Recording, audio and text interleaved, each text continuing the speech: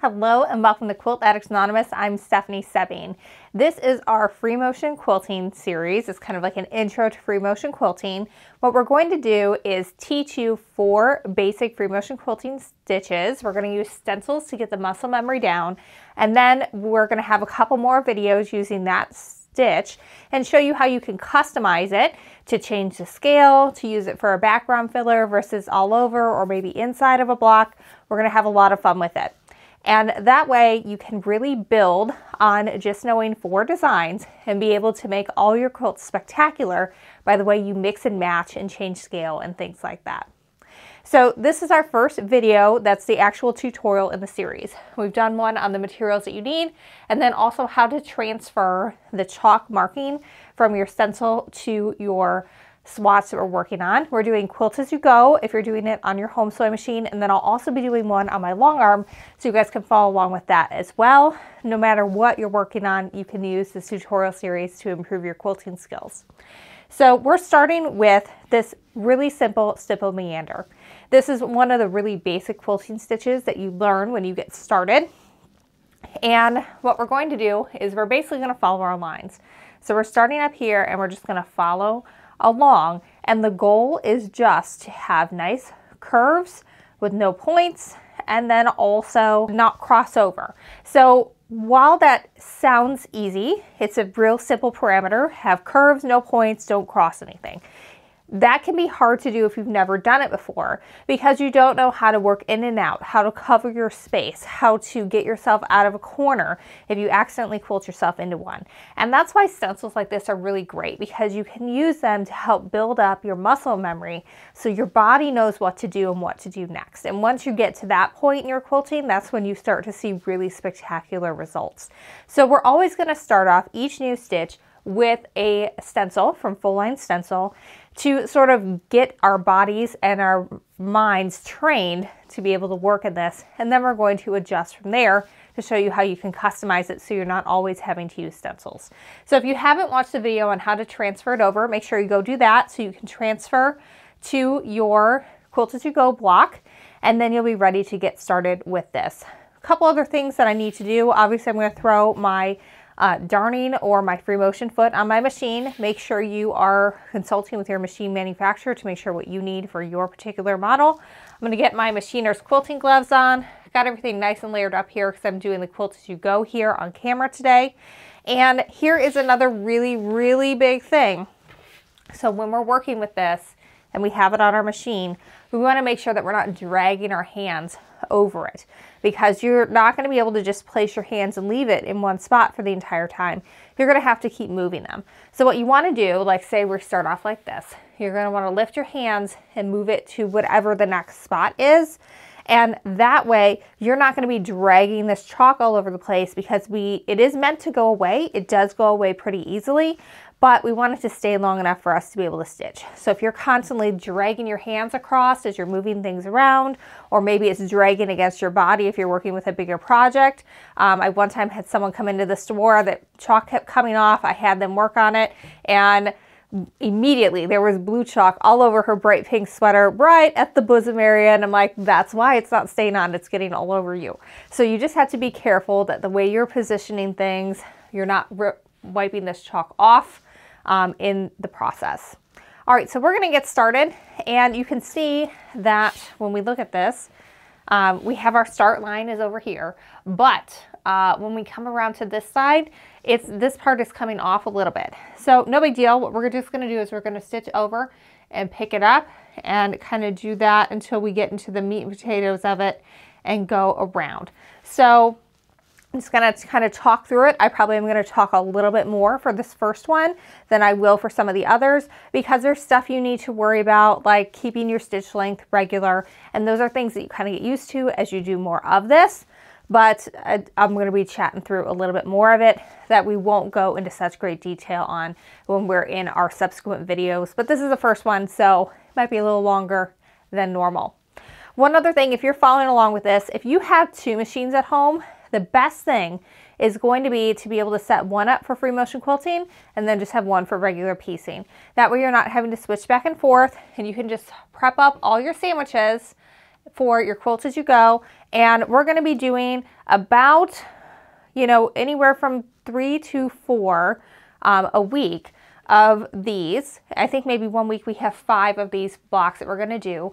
It should take you maybe 10-15 minutes if you have everything prepped up and ready to go to do each block. So it's definitely a time commitment that you can make to this to help improve your quilting. And if you're able to do 10 to 15 minutes a day, a couple of days a week, like we're going to do for this, your quilting is going to dramatically improve from day 1 to the end of the series, because that motion and doing it again and again in little chunks is really going to help you improve, as opposed to like cramming it all in one day. Now, if you just have weekends available, that's perfectly fine. Go ahead and try all of that week's quilting stitches on that weekend. That's fine, but try not to do the entire series all in one day. Try to maybe do like all your stipples in one day and then all your curls in another day and work from there. All right, we're gonna get started. I'm gonna get my machine out. We're gonna set a camera right here so that you're seeing exactly what I'm seeing, and you can get that point of view as what you're gonna see when everything is moving around. All right, so I'm starting by getting everything lined up so that I'm with my start right there. I'm gonna put my needle down and back up again. What I wanna do is bring that bobbin thread up to the top. So I'm just gonna grasp that top thread, and you can see that bobbin thread just pulled right up. This isn't super critical whenever you're doing test pieces, but it's a good habit to get into. And since this is going to be a quilt as you go project, we definitely want to be using it. One thing I always do is I like to turn my speed control down to medium. That way I'm able to put my foot pedal all the way down, but I don't have to worry about going too fast so that I don't have control. All right, so before I get started, I'm kind of looking where I'm gonna go. So obviously I have to go around here, and then I'm gonna travel a little bit to get to my next dot. So what I like to do is, you're always gonna quilt in between your hands. So I'm gonna set mine down on the side here, kind of get myself going up to speed here. And we're gonna be going around. I'm trying to find my rhythm at this point. I wanna make sure that I've got as even of a stitch length as I can manage here. And I want to be listening to that machine as much as I'm watching it, because I want it to have that nice steady sound going up and down. That means that I'm running at about a steady speed, and as long as then I'm moving my hands at a steady speed, then I'm going to have a nice even stitch length. Because when you do free motion, unless you're working on a long arm that has a stitch regulator, you are the stitch regulator. So sometimes I do better than others at getting it going, especially when I'm first getting started. A lot of quilters, if they don't have a stitch regulator and they're doing it on their home sewing machine, will always do a little test piece first, just to kind of get used to things. All right, so I'm just gonna travel. This part's gonna be the seam allowance, so I'm just kind of traveling on the edge. And my goal here is to sort of keep that nice even stitch length, but also make sure that I'm having those nice smooth curves. So if you need to reposition, it's best to do it at a place where you can like fully stop. That's hard to do on one like this because it's all curves, but I definitely need to stop there and reposition my hands. All right, I'm feeling more confident, so we're gonna go a little bit faster. But again, if I'm moving that machine faster, then my hands need to be moving faster too in order to keep that same stitch length. You can see I wasn't totally on right there. That's really no big deal because those lines are gonna go away.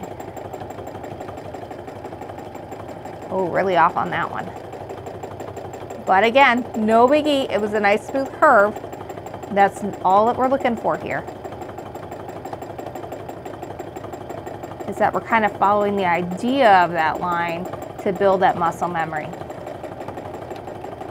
All right, we are at a point where I've got to stop. I need to move. I can't even get all the way to this curve. So we're going to stop with that needle down. If you've got the option on your machine to stop with your needle down, make sure you engage that. That's critically important. All right, I'm going to put my hand to the side here and then one over here. Remember, I'm still lifting and putting that hand down. I'm not dragging it because I don't want to lose any of those chalk lines. I'm going to slow down a little bit there. I'm getting a little ahead of myself.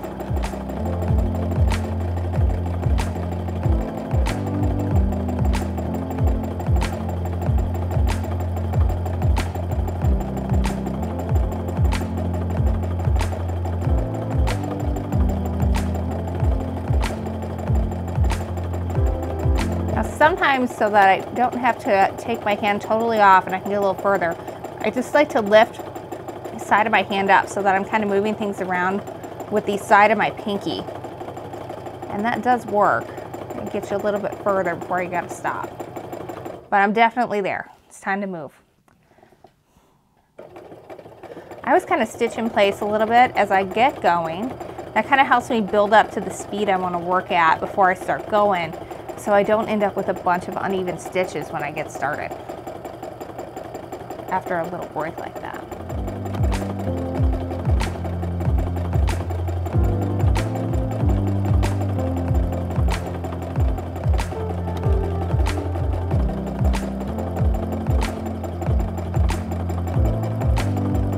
All right, I'm losing control. I think I'm going to try and make it around that curve. Oh, that was a mistake. I should have stopped first. It was too far down. My hand is just too far here to really help maneuver that. And those are things that you learn the more you do it. You're like, oh, I think I can do it. And then you're like, nope, no, I cannot.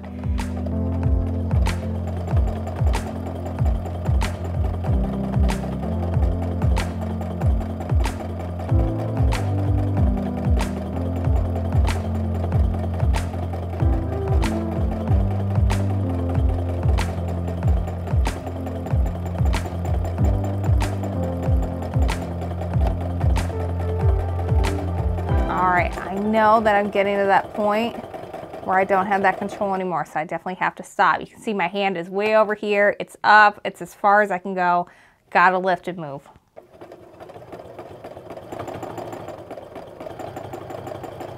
Finding that rhythm after you start again can be challenging, especially when you have all curves that you're working with like this one. You could hear that sewing machine just revving and figuring out what I wanted to do with it.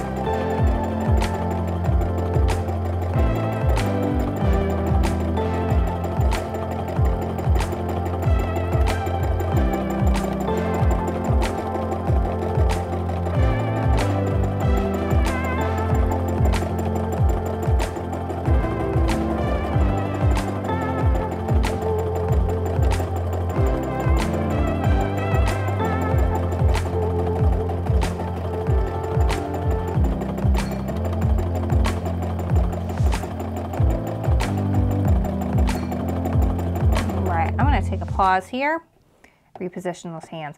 I'm going to try and get it as far to the side here as I can. That way I don't have to do it when I get to the edge.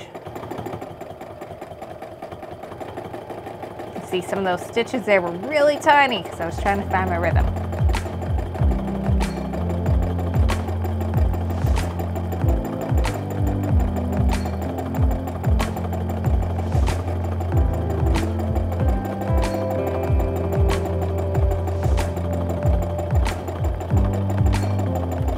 Why we leave that backing and the batting a little larger, because you want something to hang on to when you get to these edges.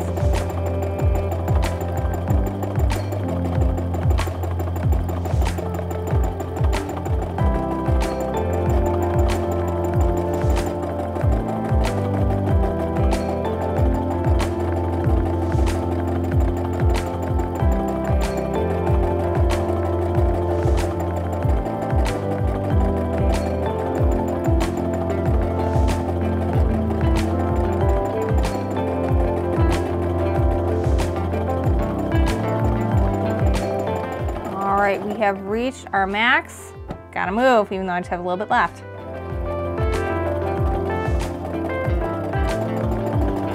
All right, there's the rhythm I want and the speed I want. I do find that it's easier once you can get going at like a nice medium speed. It doesn't mean you can start out that way, but you can try. All right, so since this is a quilt as you go, I'm just gonna quilt right off of it. That's gonna allow me to avoid having to pull those threads up, at least for that. And I just clip that by accident because it's a habit when I use this machine, but you actually wanna leave your tails long because I'm just gonna have to pull this up anyway and out of the way because I need a nice long tail for pulling that bobbin up for the next block. All right, let's take a look at how we did. All right, so if you're using either of the pink or the blue, you don't want to do this. But if you have the ultimate white, it will go away with heat. Now I just started heating up this iron, so it might take a little bit longer than normal, but it's just gonna fade away. And those lines, you know, if we weren't on them perfectly, you're never gonna be able to tell when you're done with this.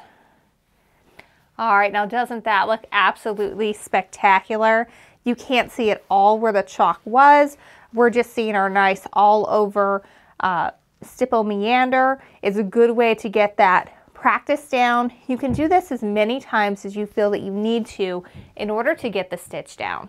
And it really is a lot of fun. This is a very versatile stitch. At the end of each section, we're gonna do a little show and tell where I show you quilts where I've used this and the applications that I've put it into, so you can get some ideas on how you can use it on your own quilts. But this is a really good, just all over beginner stitch. And we're gonna show you next how you can take it and change your scale and then also use it as a background filler. All right, well, I hope today's video has given you some confidence to go ahead and give free motion quilting a go. It takes practice. I have been doing this for at least 10 years of quilting on my home sewing machine and then working on the long arm for at least maybe 7 of that. So I quilt a lot. So yours is not going to look like mine to start with. And I'm going to be totally honest, a lot of times I will finish quilting, especially when I've tried something new, and I don't love it immediately, because once you've done this, you are like, you're looking right at it, your hands are in it, you're going like this. And so you know where every single flaw is at this point. And at this point, it's hard to look at it objectively. But if you come back and you look at it a couple of days later, you're going to have better feelings about it than immediately after you finished it. And especially when you start to see improvement over time, that's when you really start to have some fun. One more thing before we get done, you do want to kind of take a peek at the back and look at your tension. Make sure that it's not pulling to the back. And this one, actually, I've got a few where my bobbin thread is laying kind of flat on the back. That means that it's not meeting in the center where it's supposed to. Basically, when you're messing with tension, if your top thread is getting pulled to the bottom, then you need to increase your tension. If your bobbin thread is getting pulled to the top, then you need to decrease your tension. So basically, it's opposite of wherever way that top thread is going, and you'll be good to go. So I need to do a little bit of adjustment here, but again, that's a great reason to do a little practice piece before you get going on the real deal. And you can always use stuff like this, you know, just do a 10-inch square, and then, you know, you can use your orphan blocks, or you can eventually put them as a quilt as you go, like we're going to do for this project. All right, stay tuned. We've got another video for you tomorrow where we take this stitch and we're going to freehand it and change scale.